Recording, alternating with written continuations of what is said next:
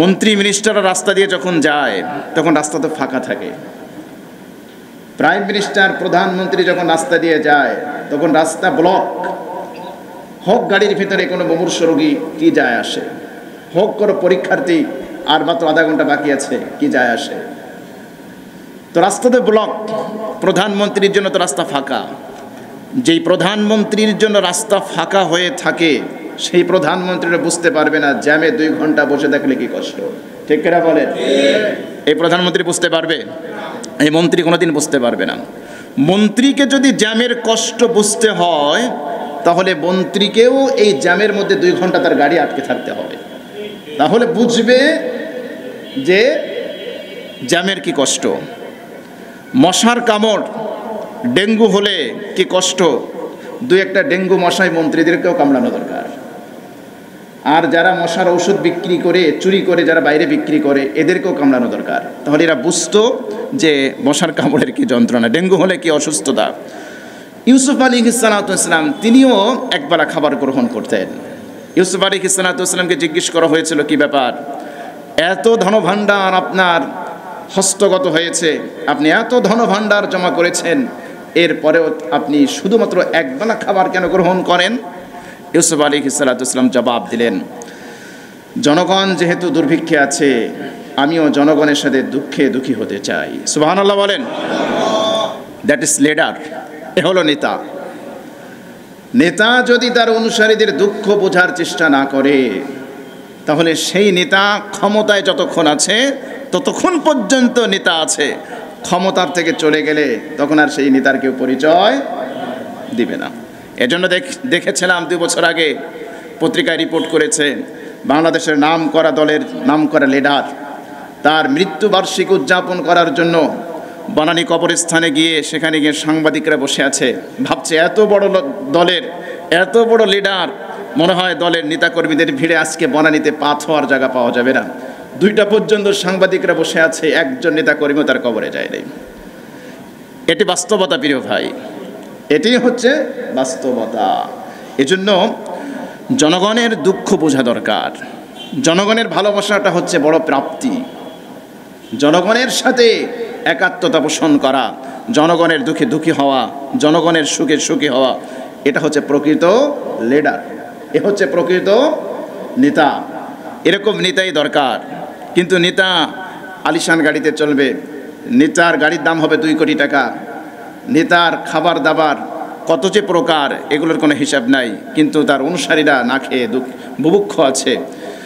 এখানে ইউসুফ আলাইহিস সালাম বলেন এটা চলবে না, রাজা আপনাকেও একবেলা খেতে হবে, আপনি একবেলা খাবার গ্রহণ করবেন, তাহলে আপনি আপনার প্রজাদের দুঃখ বুঝতে পারবেন, ক্ষুধার যন্ত্রণা বুঝতে পারবেন। চতুর্দিকে ছড়িয়ে পড়ল দুর্ভিক্ষের কথা। ইউসুফ আলাইহিস সালামের এবার কোষাগার থেকে মানুষ খাবার গ্রহণ করা শুরু করলো। প্রথম বছর নগদ টাকা দিয়ে, দ্বিতীয় বছর স্থাবর সম্পত্তি দিয়ে, তৃতীয় বছর স্বর্ণ অলংকার দিয়ে, এরপরে খাবার ক্রয় করবে কি দিয়ে। 7 বছর তো দুর্ভিক্ষ। এক পর্যায়ে গোলামবাদী এগুলো বিক্রি করা শুরু করলো, নিজেদের সন্তানকে বন্ধক রাখা শুরু করলো, নিজেদের পর্যন্ত বিলিয়ে দিয়ে তারা খাবার গ্রহণ করা শুরু করলো। ইউসুফ আলাইহিস সালাম, আল্লাহ রাব্বুল আলামিন গোটা মিশরের সব কিছুর মালিকানা ইউসুফ আলাইহিস সালামকে আল্লাহ পাক দিয়ে দিলেন। আল্লাহর নবীকে গোলাম হিসেবে বিক্রি করে যেই জমিনে আল্লাহ পাক ইউসুফ আলাইহিস সালামকে এনেছেন, সেই জমিনবাসী যখন তাকে গোলাম হিসেবে তাকে রেখেছে, ক্রয় করেছে, আল্লাহ পাক ওই জমিনের সবাইকে ইউসুফ আলাইহিস সালামের গোলাম বানিয়ে দিয়েছেন। সুবহানাল্লাহ বলেন। ক্ষমতা আল্লাহর আছে না নাই? কুদরত আছে না নাই? আল্লাহু আকবার। মানুষ বলা বলি শুরু করলো যে এত বড় বাদশা তো আমরা পৃথিবীতে কোথাও দেখি নাই। রাজাকে জিজ্ঞেস করলেন এবার ইউসুফ আলাইহিস সালাম, কি ব্যাপার, আমাকে খাজাইনুল আরদ নিয়োগ করার মাহাত্ম্য আপনি কেমনে দেখলেন? রাজা বললেন, ইউসুফ, এখন তো আমরাই আপনার অনুসারী হয়ে গিয়েছি, আপনিই তো প্রকৃত রাজা, আপনার হুকুমই তো এখন মিশর চলছে। ইউসুফ আলাইহিস সালাম রাজাকে সাক্ষী রেখে বললেন, আপনি সাক্ষী থাকবেন, আজকে মিশরের সবাইকে আমি আজাদ করে দিলাম। সুবহানাল্লাহ। দুর্ভিক্ষের কথা ছড়িয়ে পড়ল চতুর্দিকে। প্যালেস্টাইনের ভূমিতেও দুর্ভিক্ষের কথা, দুর্ভিক্ষ শুরু হয়ে গিয়েছে।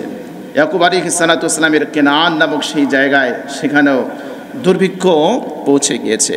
ইয়াকুব আলাইহিস সালাতু ওয়াস সালামের কাছেও সংবাদ পৌঁছেছে এরকম মিশরের একজন বাদশা আছে, মন্ত্রী আছে, যিনি অর্থের বিনিময়ে খাদ্য বিক্রি করেন। তখন আর কোথাও খাদ্য বিক্রি করা যাচ্ছিল না।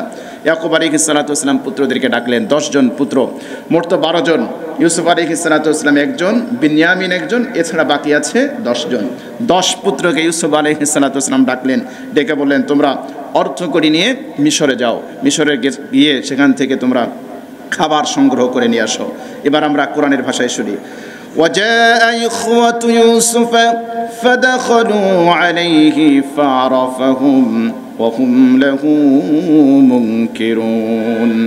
ইউসুফ আলাইহিস সালাতু ওয়াস সালামের ভাইরা ইউসুফ আলাইহিস সালাতু ওয়াস সালামের কাছে আসলেন, মিশরে আসলেন। ফাদাখলু আলাইহি, ইউসুফ আলাইহিস সালাতু ওয়াস সালামের কাছে প্রবেশ করেছেন। তাফসিরে মাযহারিতে লিখেছে দীর্ঘ 40 বছর পর্যন্ত ভাইদের থেকে ইউসুফ আলাইহিস সালাতু ওয়াস সালাম আলাদা আছেন। এখন ইউসুফ আলাইহিস সালাতু ওয়াস সালাম তিনি আছেন সিংহাসনে। আল্লাহু আকবার। আর ভাইয়েরা ভিক্ষার ঝুলি নিয়ে খাদ্যের জন্য ইউসুফ আলাইহিস সালাতু ওয়াস সালামের সামনে দাঁড়ানো। জোরে বলেন সুবহানাল্লাহ। এজন্য আমি সূরা শুরুতে বলেছিলাম, মানুষের জীবনের উত্থান পতন যদি দেখতে চান তাহলে সূরা ইউসুফ পড়েন। যেই ভাইকে কুয়ার মধ্যে ফেলে দিয়েছে হত্যা করার জন্য, যেই ভাইকে গোলাম হিসেবে বিক্রি করেছে মিশরের বাজারে, সেই ভাই আজকে মিশরের সিংহাসনে বসা। আর এই ভাইয়েরা খাদ্যের জন্য ঝুলি নিয়ে, বস্তা নিয়ে সেই ভাইয়ের দরবারে দাঁড়ানো। আল্লাহ পাকের কুদরত ক্ষমতা আছে না নাই? আল্লাহু আকবার। কুলিল্লাহুম্মা মালিকাল মুলক তুতিল মুলকা মান তাশা ওয়া তানজিউল মুলকা মিম্মান তাশা। যাকে ইচ্ছা রাজত্ব দেন, যারকে ইচ্ছা রাজত্ব ছিনিয়ে নেন। আল্লাহু আকবার। সুপ্রিম পাওয়ার কে? সার্বভৌম ক্ষমতার মালিক কে? আল্লাহ। ফাদাখলু আলাইহি, ইউসুফ আলাইহিস সালাতু ওয়াস সালামের 10 ভাইয়ের চেহারাও খুব সুঠাম দেহের অধিকারী ছিলেন, দেখতে সুদর্শন ছিলেন। যখন তারা ইউসুফ আলাইহিস সালাতু ওয়াস সালামের কাছে প্রবেশ করলেন, ফারাফাহুম, ইউসুফ আলাইহিস সালাতু ওয়াস সালাম দেখে চিনে ফেলেছেন। ওহুম লাহু মুনকিরুন, কিন্তু ভাইয়েরা ইউসুফকে চিনতে পারে নাই। না চেনারই তো কথা, তারা তো কল্পনাও করতে পারে নাই যেই ভাইকে গোলাম হিসেবে বিক্রি করে দিলাম, সেই ভাই আজকে মিশরের এই সিংহাসনে বসে থাকবে রাজকীয় পোশাকে, রাজকীয় মুকুটে। এটা তারা কোনোদিন কল্পনাও করতে পারে নাই। ইউসুফ আলাইহিস সালাতু ওয়াস সালাম জিজ্ঞেস করলেন, তোমরা কারা? তারা জবাব দিলেন, আমরা কেনান থেকে এসেছি। কি পরিচয়? তোমরা মনে হয় আমাদের দেশে গুপ্তচর বৃত্তি করতে এসেছো। তখন তারা পরিচয় দিলেন, না, আমরা গুপ্তচর বৃত্তি করতে আসি নাই।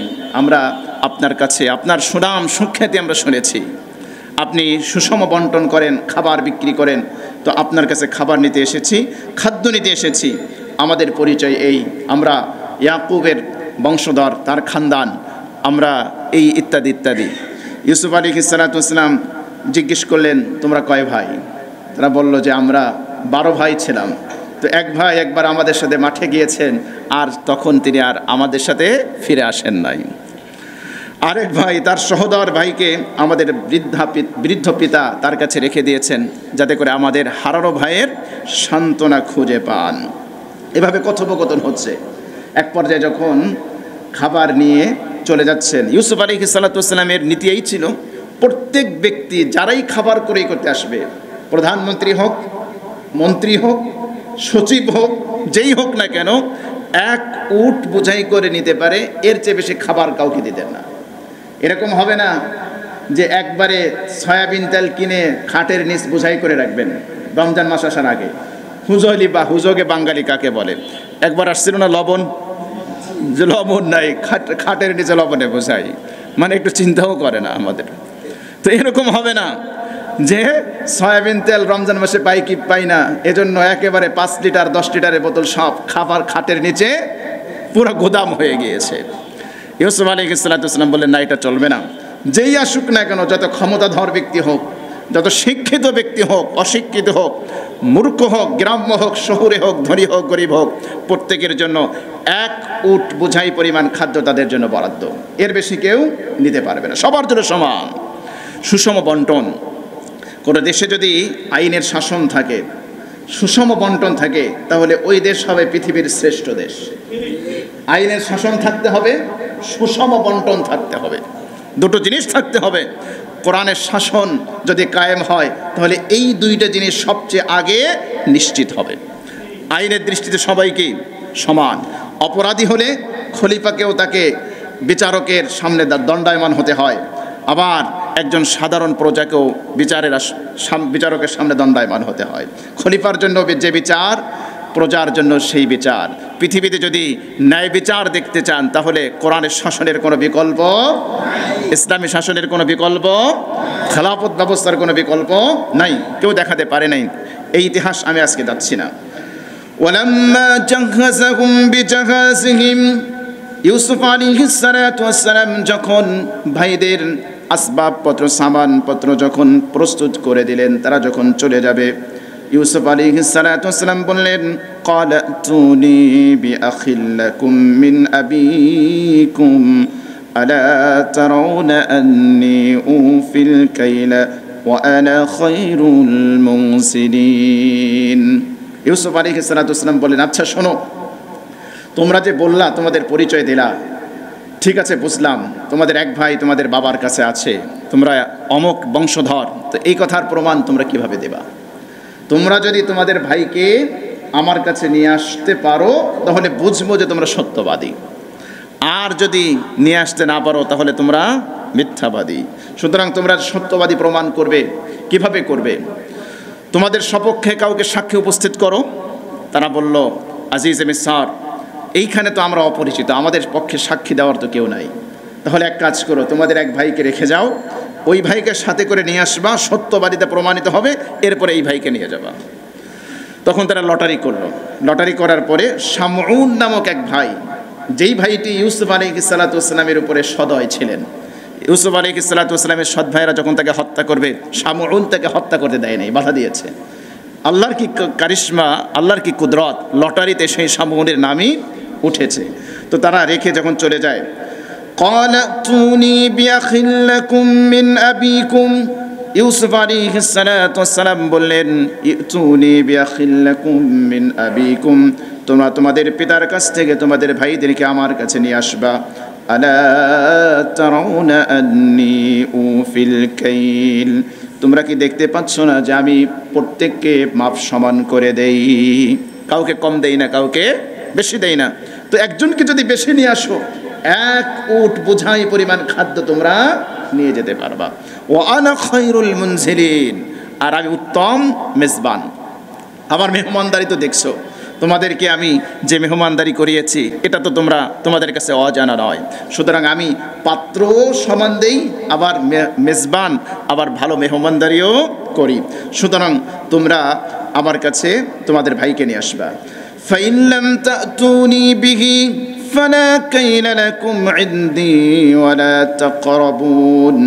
ইউসুফ আলাইহিস সালাতু ওয়াস সালাম বললেন, যদি তোমরা তোমাদের ভাইকে আমার কাছে নিয়ে না আসো, فإن لم تأتوني به, যদি তাকে নিয়ে না আসো, فلا كيل لكم عندي, আমার নিকট তোমাদের জন্য আর কোনো বরাদ্দ কিন্তু নাই, কোনো বরাদ্দ আমার কাছে পাবে না। ওয়ালা তাকরাবুন, আমার কাছে কিন্তু ফিরে আসবে না, আমার নিকটবর্তী হওয়ার চেষ্টা করবে না।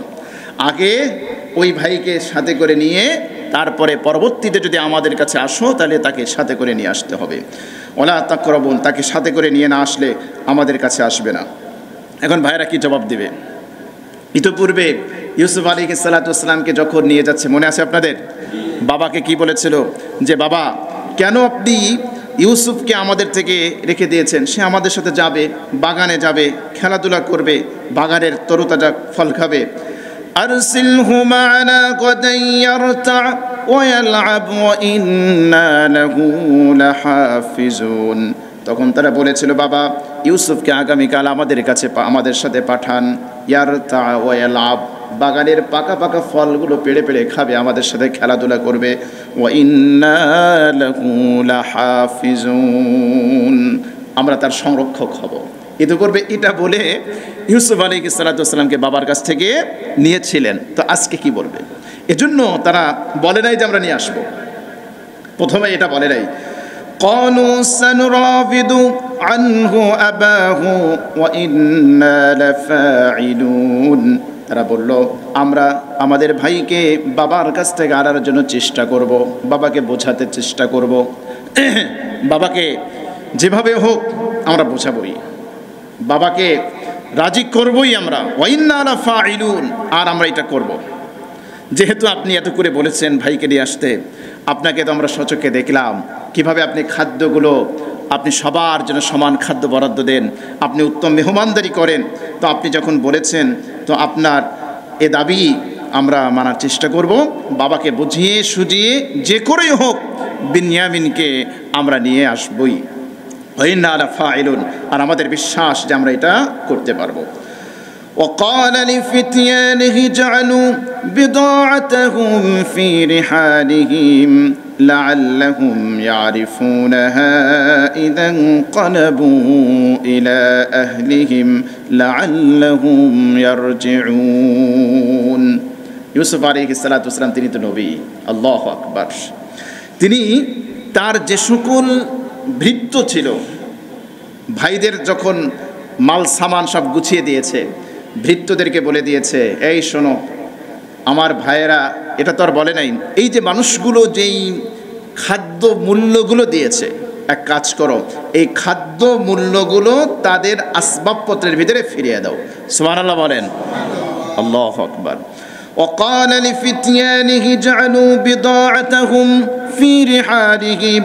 ইউসুফ আলাইহিস সালাতু ওয়াস সালাম ভৃত্যগণকে বললেন, ইজআলু বিদাআতাহুম ফি রিহালিহিম, তাদের খাবারের মূল্যগুলো তাদের বাহনের মধ্যে রেখে দাও, লাআল্লাহুম ইয়ারিফুনাহা, যাতে করে তারা বুঝতে পারে যে তাদের এই খাদ্য মূল্যটা তাদেরকে ফিরিয়ে দিয়েছে।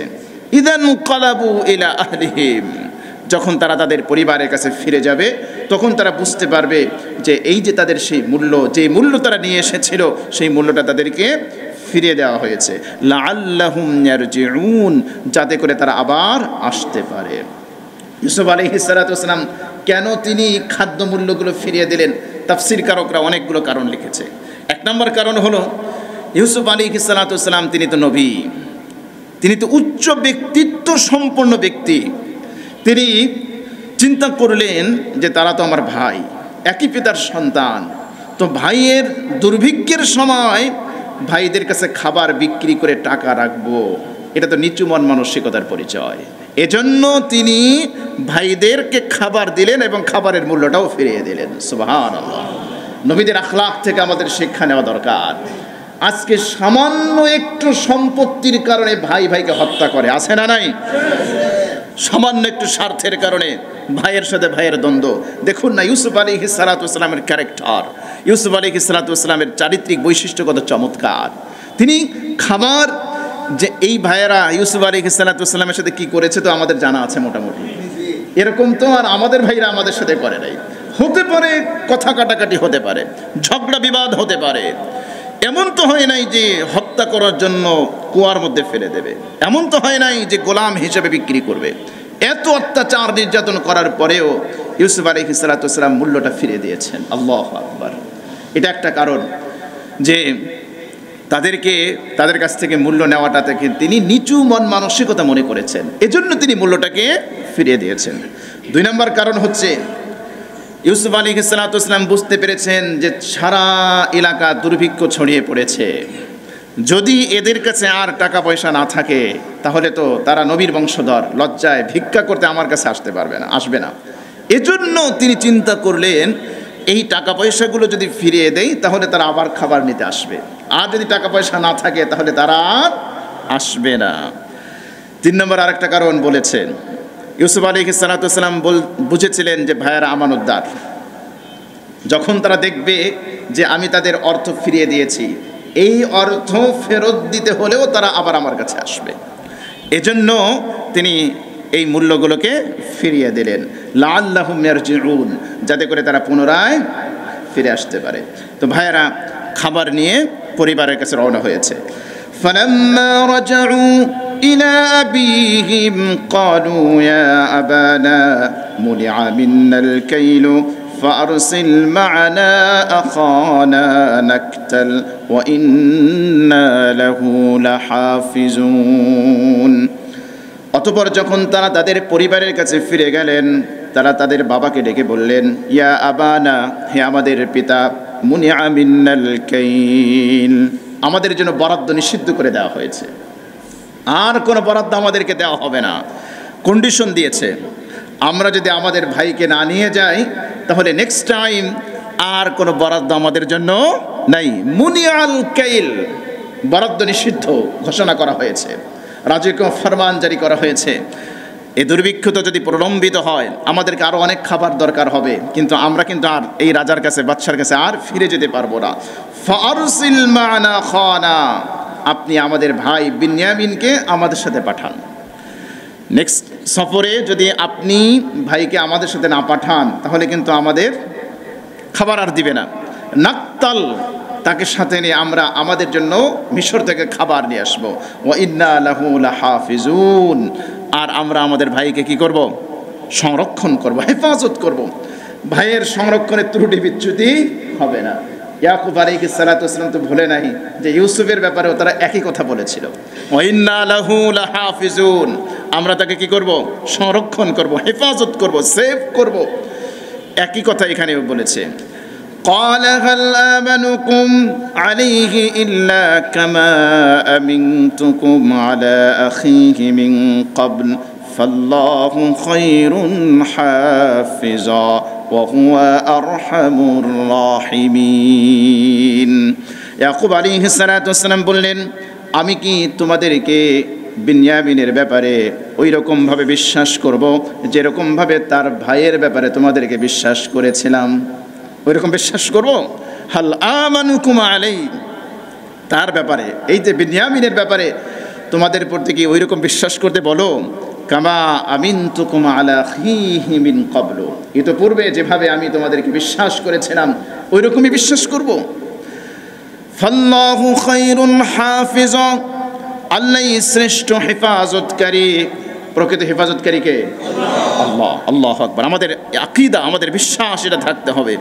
যতই সেফটি, যতই নিরাপত্তা আমরা ব্যবস্থা গ্রহণ করি না কেন, প্রকৃত নিরাপত্তাদাতাকে আল্লাহ। আল্লাহু খায়রুন হাফিজা। ইয়াকুব আলাইহিস সালাতু ওয়াস সালাম যখন এই কথা বললেন, তাফসীরে মাযহারিতে লিখেছে, ইয়াকুব আলাইহিস সালাতু ওয়াস সালাম যখন এই কথা বললেন যে আল্লাহই উত্তম হেফাজতকারী, আল্লাহই সংরক্ষক, একমাত্র নিরাপত্তাদাতা, আল্লাহ ছাড়া কেউ প্রকৃত নিরাপত্তা দিতে পারে না, আল্লাহই নিরাপত্তাদাতা। একথা বলার সাথে সাথে আল্লাহ পাক ঘোষণা দিলেন যে ইয়াকুব যেহেতু আমাকেই নিরাপত্তাদাতা সে ঘোষণা দিয়েছে, আমিও ঘোষণা দিলাম শুধুমাত্র বিনয়ামিন না, বিনয়ামিনের সাথে ইউসুফকেও তার কাছে ফিরিয়ে দেব। সুবহানাল্লাহ বলেন। ফাল্লাহু খায়রুন হাফিজা ওয়া হুয়া আরহামুর রাহিমিন। এজন্য আমরা সব কিছু নিরাপত্তার সব ব্যবস্থা করব, কিন্তু ভরসা রাখবো কার উপরে? আল্লাহর উপরে। এটা যেন না ভুলে যাই। এটার নামই হচ্ছে তাওয়াক্কুল। দরজা ভালো করে লক করবেন, বন্ধ করবেন, শক্ত দরজা লাগাবেন, এরপরে দরজা বন্ধ করার সময় বলবেন বিসমিল্লাহি তাওয়াক্কালতু আলাল্লাহ, এভাবে দোয়া করবেন। এটাই হচ্ছে প্রকৃত তাওয়াক্কুল। তা না হলে আপনি একেবারে জুতা ওই বাক্সে রেখে আসবেন, ওইখানে জুতা রাখা মানে চোরকে অর্ধেক দিয়ে দেওয়া। জুতা আগে সেভ করবেন, এর কাছে আল্লাহর কাছে দোয়া করবেন, আল্লাহ নামাজ পড়তে আসছি, জুতা চোর থেকে আমাদেরকে সাবধানে রাখুন। আমরা বড় প্যারায় আসছি এখন, জুতা চোরের প্যারা আমার একেবারে অস্থির, আমাদের মুসল্লিরা অস্থির। এখানে আসে আলহামদুলিল্লাহ আমাদের মুসল্লিরা খুব রুচিশীল, তো ভালো ভালো জুতা কেনে, দামি দামি জুতা। চোর বেটা চুরি করেও খুব মজা পায়, কারণ এদের জুতা যত দামে বেশি দামে বিক্রি করতে পারে, অন্য জায়গায় আবার এত দামে বিক্রি করতে পারে না। এজন্য চোর এই জায়গায় মোটামুটি একটা ঘাঁটি বানায় ফেলাইছে, আস্তানা বানায় ফেলাইছে। এই জন্য চোরের 10 দিন, গৃহস্থের কয় দিন? 1 দিন। যাই হোক, আল্লাহ পাক যেন আমাদের জান মাল ইজ্জত আবরুকে হেফাজত করেন, বলেন আমিন। ওহুয়া আরহামুর রাহিমিন, তিনি হলেন সর্বশ্রেষ্ঠ দয়ালু, শ্রেষ্ঠ দয়ালু, তার যে বড় দয়ালু আর কেউ নাই। তো পিতার সাথে কথোপকথন হলো, বস্তা নিয়ে আসছে। এখন বাবা বলে, আচ্ছা খোলো তো বস্তা, দেখি কেমন খাবার টাবার নিয়ে আসছো, কি নিয়ে আসছো, কত পরিমাণ নিয়ে আসছো।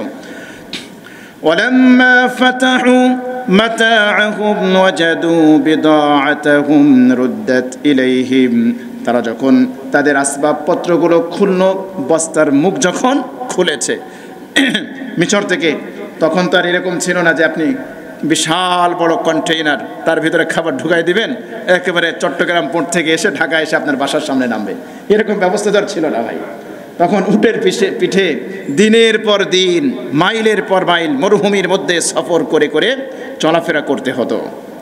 যখন খাবার নিয়ে আসছে, ওয়ালাম্মা ফাতাহু মাতাআহুম, যখন তাদের আসবাবপত্রগুলো বস্তার মুখ যখন তারা খুলেছে, ওয়াজাদু বিদাআতাহুম রুদ্দাত ইলাইহিম, তারা দেখতে পেল তাদের খাবারের মূল্যগুলো তাদের বস্তার ভিতরে ফেরত দেওয়া হয়েছে। সুবহানাল্লাহ সুবহানাল্লাহ। ক্বালু ইয়া আবানা, ভাইরা খুশি হয়ে গেল। তারা বলল, হে আমাদের পিতা, মা নাবগি, এর চেয়ে ভালো আচরণ আর আমরা কিভাবে প্রত্যাশা করি? আর কি প্রত্যাশা করতে পারি? মিশরের অর্থমন্ত্রী আজিজে মিশর আমাদের সাথে ভালো ব্যবহার করেছে, আমাদের মেহমানদারি করেছে, খাবার দিয়েছে, আবার আমাদের খাবারের মূল্যগুলো আমাদের কাছে ফেরত দিয়েছে। মা নাবগি, এর চেয়ে ভালো আচরণ আমরা আর প্রত্যাশা করতে পারি না। এর চেয়ে ভালো আচরণ প্রত্যাশা করাও উচিত হবে না। হাযিহি বিদাআতুনা রুদ্দাত ইলাইনা, এই তো আমাদের সেই টাকা, রুদ্দাত ইলাইনা, যেগুলো আমাদের কাছে ফিরিয়ে দেওয়া হয়েছে। আমরা যে টাকাগুলো নিয়েছিলাম সেই টাকাগুলো আমাদের কাছে আবার ফেরত দেওয়া হয়েছে, রিটার্ন করা হয়েছে।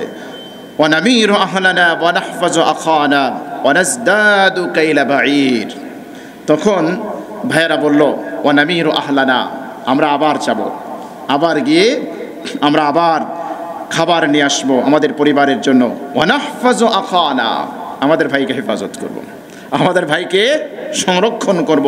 ওয়া নাজদাদু কাইলা বাঈর, এক উট বোঝাই করতে বহন করতে পারে এরকম খাবার আমরা আরো বেশি আনতে পারবো। নাজদাদু কাইলা বাঈর, বাঈরুন মানে উট, কাইল মানে পরিমাপ। তো উট যা বোঝায় বহন করতে পারে সেই পরিমাণ খাবার আমরা বেশি নিয়ে আসতে পারবো যদি আপনি ভাইকে আমাদের কাছে সাথে পাঠান। যালিকা কাইলু ইয়াসির, আমাদের পরিবার তো অনেক বড় পরিবার, আর আমরা যে খাবার নিয়ে আসছি একেবারে ইয়াসির, অল্প সামান্য।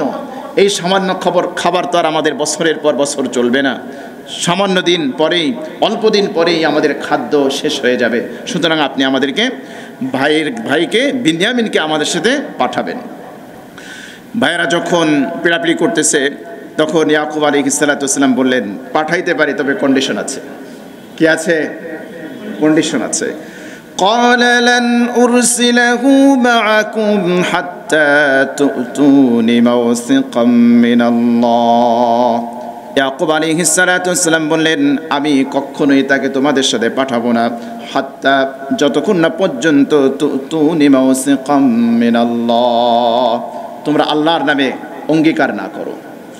তোমরা যদি আল্লাহর নামে অঙ্গীকার করো যে আমার সন্তানকে আমার কাছে ফিরিয়ে নিয়ে আসবা, এরকম যদি কসম করো, অঙ্গীকার করো, তাহলে আমি তাকে তোমাদের সাথে পাঠাতে পারি।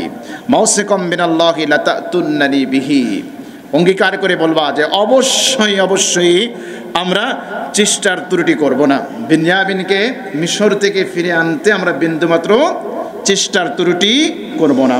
ইল্লা আন ইউহাতা বিকুম, তবে যদি কোনো বিপদ হয়েই যায় সেটা ভিন্ন কথা।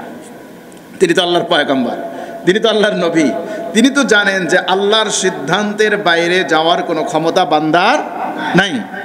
আল্লাহ রাব্বুল আলামিন যেই ফয়সালা করে রেখেছেন, আমি আর আপনি যদি শত চেষ্টাও করি তার বাইরে যাওয়ার সুযোগ আছে? সুযোগ নাই। আমাদের ঈমানের অপরিহার্য একটা দাবি হচ্ছে তাকদীরের প্রতি বিশ্বাস করা। কিসের প্রতি? তাকদীরের প্রতি বিশ্বাস স্থাপন করা, এটা অপরিহার্য একটি বিষয়। এই জন্য তিনি বললেন ইল্লা ইউহাতা বিকুম। এর অনেক ব্যাখ্যা এসছে যে ইয়াকুব আলাইহিস সালাতু ওয়াস সালাম তিনি বলতে চেয়েছিলেন তোমরা আপ্রাণ চেষ্টা করবে, তবে যদি তোমাদের কারো মৃত্যু হয়ে যায় সেটা তো ভিন্ন কথা। ইউহাতা বিকুমের একটা অর্থ। দ্বিতীয় অর্থ, তোমাদের সাধ্যের মধ্যে যতটুকু ক্ষমতা আছে, সাধ্য আছে, এতটুকু তোমরা চেষ্টা করবে, এই জায়গায় তোমরা ত্রুটি করবা না। فلما آتوه موثقهم قال الله على ما نقول وكيل।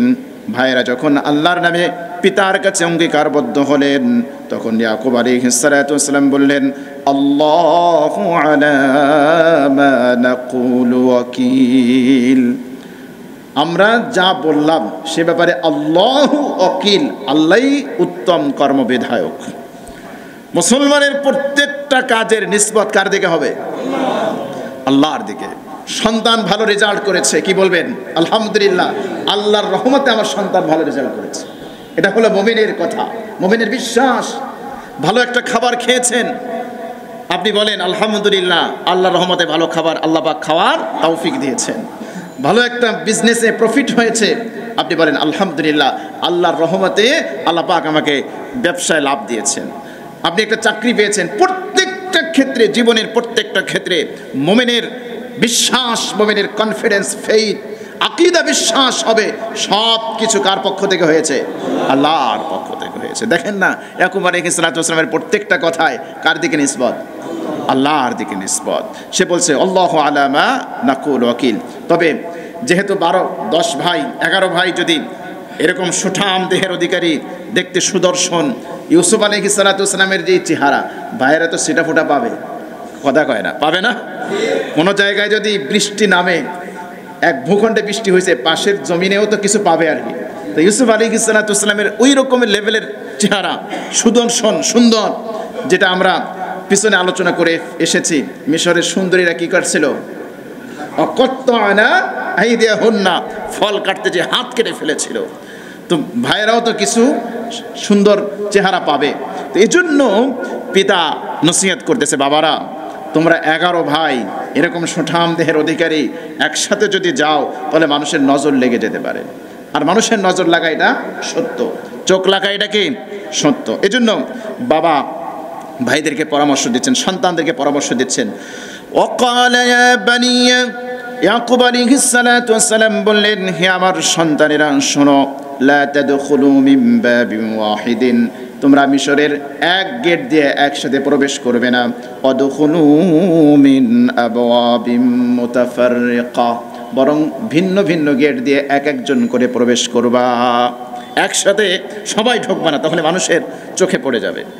মানুষ হয়তো বুঝবে যে এরা তো আমাদের দেশের মানুষ না। এত মানুষ একই রকম দেখতে আমাদের দেশে আসছে, না কোনো দ্রব্যসন্ধি আছে কিনা, থাকলেও থাকতে পারে। সাথে সাথে বললেন, ওয়ামা উগনি আনকুম মিনাল্লাহি মিন শাই, এই যে আমি তোমাদেরকে পন্থা বাতলিয়ে দিলাম, আমি বিশ্বাস করি, আমি জানি আমার এই পন্থা আল্লাহর সিদ্ধান্তের বাইরে কোনো উপকারে আসবে না। জোরে বলেন সুবহানাল্লাহ। পন্থা বলে দিলাম, ঠিক আছে, এইভাবে যাবা, কিন্তু আমি বিশ্বাস করি আল্লাহ রাব্বুল আলামিন যদি কোনো ফয়সালা করেন, মা উগনি আনকুম মিনাল্লাহি মিন শাই, আমার এই পরামর্শ বিন্দুমাত্র কোনো কাজে আসবে না, আসবে না। আল্লাহু আকবার। ইনিল হুকমু ইল্লা লিল্লাহ, বিধান দেওয়ার মালিক কে? সিদ্ধান্ত দেওয়ার মালিক কে? জমিনের মালিক কে? আসমানের মালিক কে? মানুষের জীবনের মালিক কে? মৃত্যুর মালিক কে? তাহলে যেই জমিনের মালিক আল্লাহ, ওই জমিনে বিধান চলবে কার? আল্লাহর। আল্লাহর বিধানে বিশ্বাসের ক্ষেত্রে আমাদের বিশ্বাসের ত্রুটি আছে, আছে না? নাই? আছে, আছে না? অনেক মানুষ আমরা আছি যারা তালিমে দিন, দিন শেখানো, দিন প্রচার, এগুলোকে আমরা দিনের কাজ মনে করি, নবীওয়ালা কাজ মনে করি, কিন্তু আল্লাহর জমিনে আল্লাহর দিন প্রতিষ্ঠার কাজকে আমরা দিনের কাজ মনে করি না। আছে না? নাই? আছে। কোনো মানুষ, কোনো প্রকৃত মুসলমান এরকম আকীদা, এরকম বিশ্বাস পোষণ করতে পারে না। হুয়াল্লাযী আরসালা রাসূলাহু বিল হুদা ওয়া দীনিল হাক্কি লিইয়ুযহিরাহু আলাদ-দীনি কুল্লি ওয়া কাফা বিল্লাহি শাহীদা। আল্লাহ রাব্বুল আলামিন বলছেন, তিনি ওই সত্তা যিনি তার রাসূলকে সত্য দিন দিয়ে পাঠিয়েছেন, যাতে করে তিনি এই দিনকে সমস্ত দিনের উপরে বিজয়ী করতে পারেন। সুবহানাল্লাহ বলেন। তাহলে দিনকে বিজয়ী করা মুহাম্মদ সাল্লাল্লাহু আলাইহি ওয়াসাল্লামের অন্যতম মিশন এবং ভিশন ছিল। আল্লাহর জমিনে আল্লাহর দিন প্রতিষ্ঠা করা, এটা আল্লাহর রাসূলের অন্যতম মিশন ছিল। সুতরাং এটাও একটা নবীওয়ালা কাজ। এটা কি ওয়ালা কাজ? কথা কয় না, এটা কি ওয়ালা কাজ? নবীওয়ালা কাজ। এই জায়গায় গিয়ে যেন আমরা হুঁচট না খাই, আমরা এটাকেও দিনের কাজ মনে করব, এটাকেও অবশ্যই আমরা দিনের কাজ মনে করব। এটা যেন খবরদার আমাদের ভিতরে যেন কোনো ধরনের গুমরাহি এই জায়গায় জায়গা পাতে না পারে, যে আমি আলহামদুলিল্লাহ আমি একজন মানুষ সব কাজ করতে না পারি, কিন্তু সব জায়গায় আমার সাপোর্ট থাকবে, কি থাকবে? সমর্থন থাকবে। আলহামদুলিল্লাহ আপনি দর্স তাদরিসে আছেন, তালিমে আছেন, বাচ্চাদেরকে পড়াচ্ছেন, কোরআন হাদিস শেখাচ্ছেন, আলহামদুলিল্লাহ দিনের কাজ। আপনি তাবলীগের কাজ করতেছেন, দিন প্রচার করতেছেন, আলহামদুলিল্লাহ দিনের কাজ। আত্মশুদ্ধির কাজ করতেছেন, দিনের কাজ। সবগুলোকে দিনের কাজ মনে করি, কিন্তু আল্লাহর জমিনে আল্লাহর দিন প্রতিষ্ঠার সংগ্রামকে আমরা দিনের কাজ মনে করি না। তাহলে কোরআনের এই আয়াতকে অস্বীকার করতে হবে। ঈমানও থাকবে না যদি এরকম কেউ বিশ্বাস করে। অনেকে আছি আমরা আল্লাহর অনেক বিধান মানি, নামাজের বিধান ওকে, যাকাতের বিধান ওকে, হজের বিধান ওকে, কিন্তু যখনই বলবো পর্দার বিধান তখন ভুরু কুঞ্চিত হয়। আছে না ভাই? তাহলে আল্লাহর বিধানে তারতম্য করে বিশ্বাস স্থাপন করলে মুমিন বলা যাবে? মুসলমান বলা যাবে? সব মানে আলহামদুলিল্লাহ, 5 ওয়াক্ত নামাজ পড়ে, সব ঠিক আছে, নফল রোজাও রাখে, ফরজ রোজা তো রাখে, হজও করে, উমরাও করে, সব ঠিক আছে, কিন্তু আপনি যখনই বলবেন আল্লাহর আইন দিয়ে বিচার কার্য চালাতে হবে, বিচার করতে হবে, তখনই দেখবেন ভুরু কুঞ্চিত হয়েছে। আছে না নাই? মুসলমান বলতে পারবেন? যদি অবিশ্বাস করে মুসলমান বলার কোনো সুযোগ নাই। وَمَنْ لَمْ يَحْكُمْ بِمَا أَنزَلَ اللَّهُ فَأُولَئِكَ هُمُ الْكَافِرُونَ। যারা আল্লাহর নাজিলকৃত বিধান দ্বারা ফয়সালা করে না, ফাউলাইকা হুমুল কাফিরুন, তারা কি কাফির? কার কথা? আমি বানাই বলতেছি? আল্লাহু আকবার। এজন্য প্রিয় ভাইয়েরা, ঈমান মজবুত করতে হবে। আপনি এই কিতাবের প্রতি বিশ্বাস করেছেন, কোরআনের প্রতি আমরা বিশ্বাস করেছি না? কোরআনের প্রতি বিশ্বাস স্থাপন করা ছাড়া মুসলমান মুমিন হওয়া যাবে? আমানতু বিল্লাহি ওয়া মালাইকাতিহি ওয়া কুতুবিহি, আল্লাহ নাজিলকৃত কোরআন কিতাব আপনি বিশ্বাস স্থাপন করেছেন, তার মানে এ টু জেড আপনাকে বিশ্বাস করতে হবে, মনে প্রাণে ধারণ করতে হবে। আল্লাহর যত বিধান আছে কোনো বিধানের সাথে আপনি তারতম্য করতে পারবেন না, বৈষম্য করতে পারবেন না। নামাজের বিধান আপনি গুরুত্ব দেন, অন্যান্য যে বিধানগুলো আছে সেগুলো ওই রকমভাবে আপনাকে গুরুত্ব দিতে হবে, আপনাকে বিশ্বাস করতে হবে। সব বিধান মানে, কিন্তু ব্যাংকে কোটি কোটি টাকা রাখছে, এখান থেকে সুদ নেওয়ার ক্ষেত্রে না, আধুনিক যুগে এই সুদ হারাম, এটাকে মানা যায় নাকি? মুসলমান বলা যাবে? আপনারা বলেন মুসলমান বলা যাবে? যাবে না ভাইয়েরা, যাবে না, যাবে না। কোরআন বলছে আফাতুমিনুনা বিবাদিল কিতাবি ওয়া তাকফুরুনা বিবাদ, তোমরা কি কিতাবের কিছু মানবা আর কিছু মানবা না? যদি এমন হয় তাহলে শুনে রাখো, দুনিয়াতে তোমাদের জন্য লাঞ্ছনা, অপমান, অপদস্থতা, আর আখিরাতে তোমাদের জন্য রয়েছে মর্মন্তুদ শাস্তি। ঘোষণা কার? জোরে বলেন কার? এজন্য বিধান দেওয়ার মালিক কে? বিধান দেওয়ার মালিক কে? আল্লাহ রাব্বুল আলামিন কসম করেছেন কোরআনের মধ্যে, ফালা ওয়া রাব্বিকা লা ইউমিনুনা হাত্তা ইউহাক্কিমুকা ফীমা শাজারা বাইনাহুম। ও নবী, আপনার রবের কসম, আল্লাহ বলছেন ফালা ওয়া রাব্বিকা, আপনার রবের কসম, লা ইউমিনুনা, তারা ঈমানদার না। যতই ঈমানদার দাবি করুক নিজেরা, কিন্তু আল্লাহ কসম করে বলছেন তারা ঈমানদার, হাত্তা ইউহাক্কিমুকা ফীমা শাজারা বাইনাহুম, পরস্পর ঝগড়া বিবাদ, মারামারি, কাটাকাটি, এই ক্ষেত্রে যদি ও রাসূল আপনার বিচার যদি তারা না মানে, আপনাকে যদি বিচারক না মানে, আপনি যে ফয়সালা দিয়েছেন, সিদ্ধান্ত দিয়েছেন, অন্তঃকরণে, সর্বন্তকরণে যদি এটা মেনে নিতে না পারে, আল্লাহ কসম করে বলছেন আপনার রবের কসম, তারা ঈমানদার না, তারা ঈমানদার না। এজন্য প্রিয় ভাই, ঈমান ঠিক রাখতে হবে। আল্লাহর বিধান সব, আল্লাহর বিধান সব, বিধানের মধ্যে কল্যাণ আছে না নাই?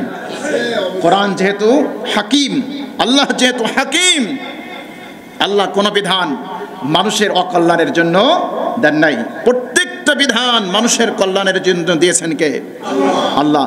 এজন্য আমি প্রায় উদাহরণটা দেই না, বাজার থেকে ফ্রিজ কিনেছেন, ফ্রিজ চালানোর জন্য আপনাকে বাজার, যিনি ফ্রিজ তৈরি করেছেন তিনি একটা ফর্মুলা দিয়েছেন, ক্যাটালগ দিয়েছেন। এই ক্যাটালগ যদি ফলো না করেন তাহলে ফ্রিজ ভালো চলবে? এই যে ঘড়ি, ঘড়ির যিনি প্রস্তুত করেছেন, ঘড়ি কিভাবে চলবে ক্যাটালগ দিয়েছেন নাকি দেন নাই? অবশ্যই দিয়েছেন। তাহলে আপনি যদি বলেন ফ্রিজের প্রস্তুতকারী ফ্রিজের জন্য যেই ক্যাটালগ দিয়েছে ওইটা না মানলে ফ্রিজ ভালো চলবে না, ঘড়ির প্রস্তুতকারক ঘড়ির জন্য ক্যাটালগ দিয়েছে ওইটা না মানলে ভালো চলবে না, এবার বলেন মানুষের প্রস্তুতকারীকে? জোরে বলেন আল্লাহ। তাহলে মানুষের জীবন পরিচালনার জন্য একটা ক্যাটালগ দিয়েছেন, তার নাম হলো সুতরাং কোরআনের আইন মানলে জীবনে শান্তি আসবে নাকি আসবে না? কোরআনের আইন মানলে জীবনে শান্তি আসবে নাকি আসবে না? জীবনে শান্তি আসার বিকল্প কোনো ওয়ে নাই, কোনো ওয়ে নাই। ব্যক্তিগত জীবনে কোরআন মানবেন, ব্যক্তিগত জীবনে শান্তি আসবে। পারিবারিক জীবনে কোরআন মানবেন, পারিবারিক জীবনে শান্তি আসবে। সামাজিক জীবনে কোরআন মানবেন, সামাজিক জীবনে শান্তি আসবে। রাষ্ট্রীয় জীবনে কোরআন মানবেন, রাষ্ট্রীয় জীবনে শান্তি দিবেন কে?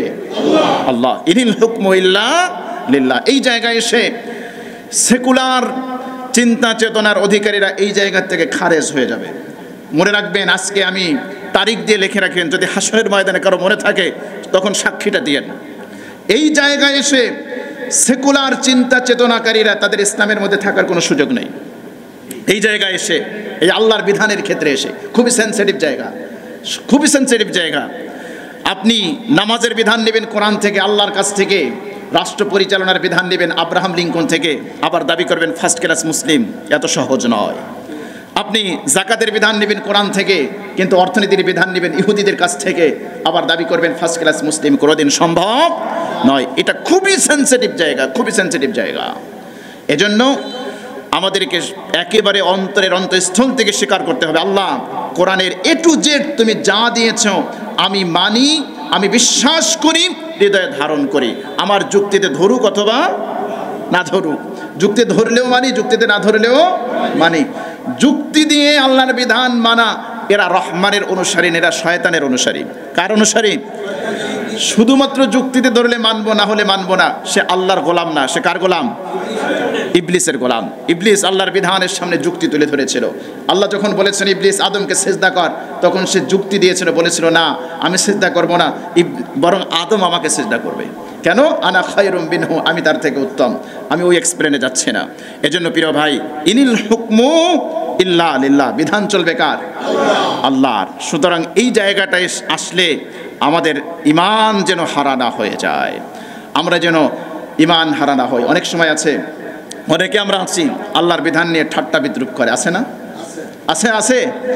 আল্লাহর বিধান তো অন্য বিধান আলহামদুলিল্লাহ মানে, কিন্তু কোনো একটা বিধান তার পছন্দ হয় নাই, সাথে সাথে সেই বিধান নিয়ে কটাক্ষ করে, নানা ধরনের উক্তি করে।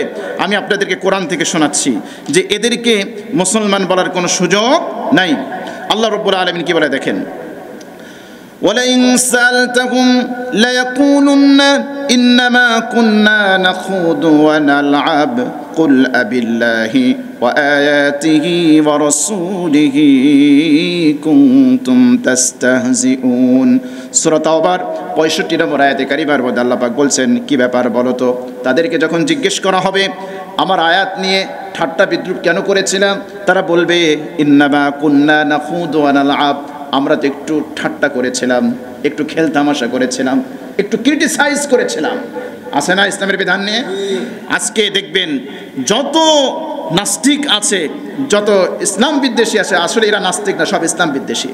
ইসলামের বিধান নিয়ে এত মারাত্মকভাবে কটাক্ষ করে যেগুলো মুসলিম হিসেবে সহ্য করা কঠিন। এত নোংরা কথা বলে, বিশেষ করে মুহাম্মদুর রাসূলুল্লাহ সাল্লাল্লাহু আলাইহি ওয়াসাল্লামের পবিত্র চরিত্র নিয়ে, উম্মাহাতুল মুমিনিন তাদের ক্যারেক্টার নিয়ে এমন কথা বলে যেগুলো বরদাস্ত করা যায় না। তো কুন্না নাখুদু ওয়া নালআব, আমরা একটু খেলতামাশা করেছিলাম, একটু ঠাট্টা বিদ্রুপ করেছিলাম। আল্লাহ বলেন কুল আবিল্লাহি ওয়া আয়াতিহি ওয়া রাসূলিহি কুনতুম তাস্তাহজিউন, তোমরা কি আল্লাহর ব্যাপারে, তার আয়াতের ব্যাপারে, কোরআনের আয়াতের ব্যাপারে, ওয়া রাসূলিহি তার রাসূলের ব্যাপারে কুনতুম তাস্তাহজিউন, ঠাট্টা বিদ্রুপ করতে। দুনিয়া ঠাট্টা বিদ্রুপ করার আর জায়গা পাও না। আল্লাহর সাথে, তার আয়াতের সাথে, তার রাসূলের সাথে ঠাট্টা করো, এত বড় স্পর্ধা। লা তা'তাযিরু ক্বাদ কাফারতুম বা'দা ঈমানিকুম, আল্লাহ বলেন তোরা ঈমান আনার পরে কুফরি করেছো। লা তা'তাযিরু, আজকে আমার কাছে কোনো তোদের এক্সকিউজ নাই, কোনো কজ নাই, কোনো ওযর নাই, তোদের কোনো ওযর গ্রহণ করা হবে না। জোরে বলেন আল্লাহু আকবার। আল্লাহ তার রাসূল তার আয়াতের ব্যাপারে ঠাট্টা বিদ্রুপ করে যদি ওই অবস্থায় মারা যায়, আল্লাহ বলেছেন লা তা'তাযিরু ক্বাদ কাফারতুম বা'দা ঈমানিকুম, ঈমান আনার পরে কুফরি করেছো, সুতরাং তোদের কোনো ওযর আমার কাছে গ্রহণযোগ্য নয়। এজন্য আমি বিনয়ের সাথে আপনাদেরকে বলবো, এই আলোচনা যাদের কাছে যাবে তাদেরকেও বিনয়ের সাথে বলি, আল্লাহর কোনো বিধান পালন করতে না পারেন, খবরদার কোনোদিন ক্রিটিসাইজ করবেন না, কোনোদিন ঠাট্টা বিদ্রুপ করবেন না। ছেলে দাড়ি রেখেছে অল্প বয়স্ক, বাবা মা এই ছেলের দাড়ি নিয়ে কটাক্ষ করে, আসে না? বহু যুবক চোখের পানি ফেলে আমাদের কাছে এসে আজকে এমন একটা যুগ আসছে, আল্লাহু আকবার, এমন একটা যুগে বসবাস করি, সন্তান নামাজ পড়ে 5 ওয়াক্ত জামাতে এসে এটা বাপ পছন্দ করে না। ইসে আফসোস, আফসোস। সন্তান এসে আফসোস করে বলে, আমি 5 ওয়াক্ত নামাজ পড়ি, এজন্য মা আমাকে ক্রিটিসাইজ করে। আমি দাঁড়িয়ে রাখছি, এজন্য মা আমাকে গালাগালি করে, বাবা আমাকে গালাগালি করে। আল্লাহ ইয়াযু বিল্লাহ। এজন্য দেখেন আল্লাহ কি বলেছেন, ইনিল হুকমু ইল্লা লিল্লাহ, বিধান চলবে কার? আল্লাহর। আলাইহি তাওয়াক্কালতু, আল্লাহর উপরেই আমি ভরসা করি। ওয়া আলাইহি ফালইয়াতাওয়াক্কালিল মুতাওয়াক্কিলুন, ভরসাকারীরা কার উপর ভরসা করবে? জোরে বলেন, কার উপরে ভরসা করবে? আল্লাহর উপরে ভরসা করবে। এরপরে ইউসুফ আলাইহিস সালাতু ওয়াস সালামের ভাইয়েরা তার বাবা যেভাবে নির্দেশ দিয়েছেন, ওয়ালাম্মা দাখালু মিন হাইসু আমারাহুম আবুহুম, বাবা যেভাবে নির্দেশ দিয়েছেন শহরে ওইভাবেই প্রবেশ করেছে। কিন্তু মা ইউগনি আনহুম মিনাল্লাহি মিন শাই, বাবার এই পরামর্শ কোনো কাজে আসে নাই। কোনো কাজে আসে নাই।